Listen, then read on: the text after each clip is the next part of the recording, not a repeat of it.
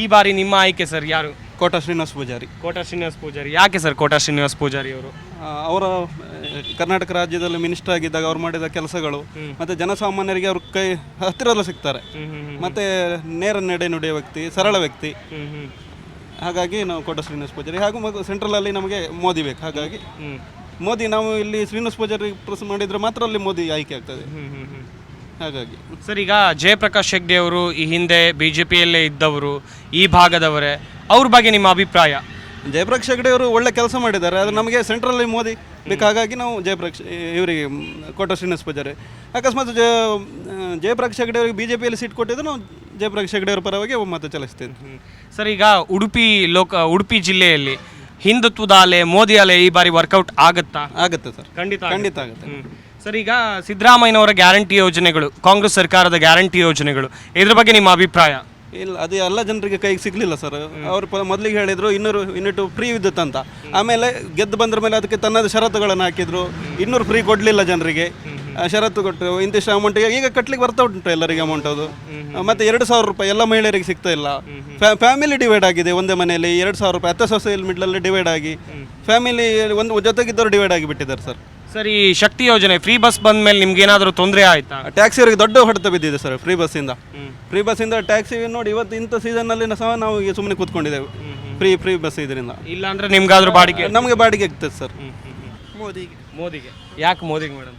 ಅವರೆಲ್ಲ ಕೆಲಸ ಎಲ್ಲ ಒಳ್ಳೇದು ಮಾಡಿದ್ದಾರೆ. ಈ ಕಾಂಗ್ರೆಸ್ ಸರ್ಕಾರದ ಗ್ಯಾರಂಟಿ ಯೋಜನೆಗಳೆಲ್ಲ ಖುಷಿ ಕೊಡ್ತಾ ನಿಮಗೆ? ಇಲ್ಲ, ಖುಷಿ ನಮಗೆ ಯಾವುದು ಸೌಲಭ್ಯ ಬಂದಿಲ್ಲ. ಯಾವುದು ಬರ್ತಿಲ್ಲ?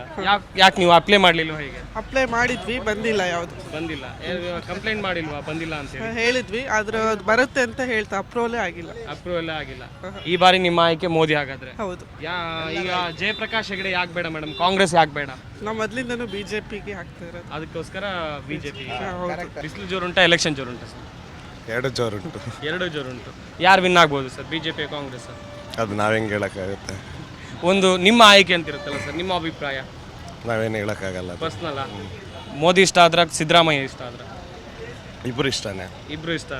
ಜನಗಳಿಗೋಸ್ಕರ ಪಾಲನೆ ಮಾಡೋರು ಎಲ್ಲರೂ ಇಷ್ಟನೇ. ಹಾಗೆಯೇ ಮೋದಿ ಸರ್ಕಾರದ ಯೋಜನೆಗಳಾಗಿರ್ಬೋದು, ಕಾಂಗ್ರೆಸ್ ಸರ್ಕಾರದ ಗ್ಯಾರಂಟಿ ಯೋಜನೆಗಳಾಗಿರ್ಬೋದು, ಯಾವ್ದು ಹೆಚ್ಚು ತಲುಪ್ತು ನಿಮಗೆ? ನಾವು ಯಾವುದಿಲ್ಲ, ನಾವು ಕೆಲಸ ಮಾಡ್ಕೊಂಡು ನಾವು ದುಡ್ಕೊಂಡು ತಿಂತೀವಿ. ಅದರಿಂದ ಅದು ಡಿಪೆಂಡ್ ಆಗಿಲ್ಲ. ಈಗ ಎಲೆಕ್ಷನ್ ನಡೀತಾ ಇದೆ, ನಿಮ್ಮ ಆಯ್ಕೆ ಯಾರು ಮೇಡಮ್? ಕಾಂಗ್ರೆಸ್ ಬಿಜೆಪಿಯ? ನಮ್ಮ ಆಯ್ಕೆ ಯಾವುದಂತ ಹೇಳಲಿಕ್ಕಾಗೋದಿಲ್ಲ. ಒಂದು ಲೆಕ್ಕದಲ್ಲಿ ಕಾಂಗ್ರೆಸ್ ಬರ್ಬೋದು ಏನೋ ಅಂತ. ಯಾಕಂದರೆ ಈಗ ಇಷ್ಟೆಲ್ಲ ಇದು ಮಾಡ್ತಾ ಇದ್ದಾರೆ ಗ್ಯಾರಂಟಿ ಯೋಜನೆಯಿಂದ.